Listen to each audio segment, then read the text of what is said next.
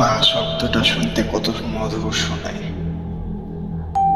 মা শব্দটা অনেক সুন্দর, এটা আমরা সবাই জানি। তবে একটুখানি কি ভেবে দেখেছি কখনো,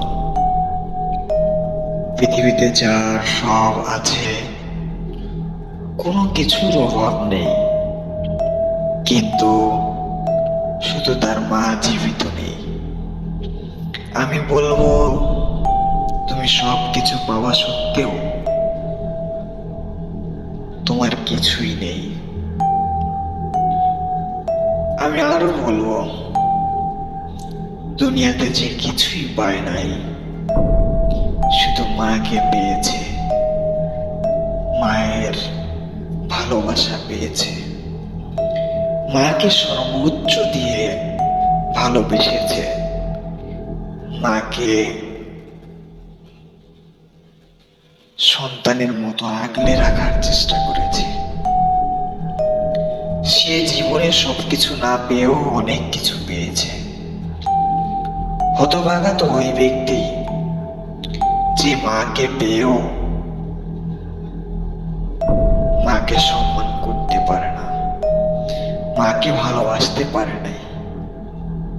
হতভাগা তো ওই ব্যক্তি যে মায়ের মতো মানুষকে চিনতে পারে নাই, মায়ের ভালোবাসাকে বুঝতে পারে নাই।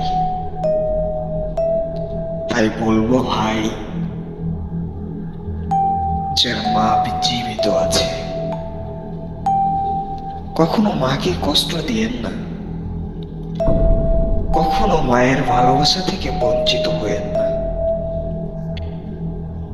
মা এমন এক সম্পদ, যার নেই সে বুঝে। মা এমন একটা ধন, যার আছে সে বুঝে না। তাই বলি ভাই, থাকতে গুরুত্ব দিন, হারিয়ে গেলে কোথাও পাবেন না। ভালোবাসা, মায়ের ভালোবাসা কোথাও পাবেন না ভাই। আপনার গার্লফ্রেন্ড হারিয়ে গেলে গার্লফ্রেন্ড খুঁজে পাবেন, বউ চলে গেলে আবার বিয়ে করলে বউ পাবেন,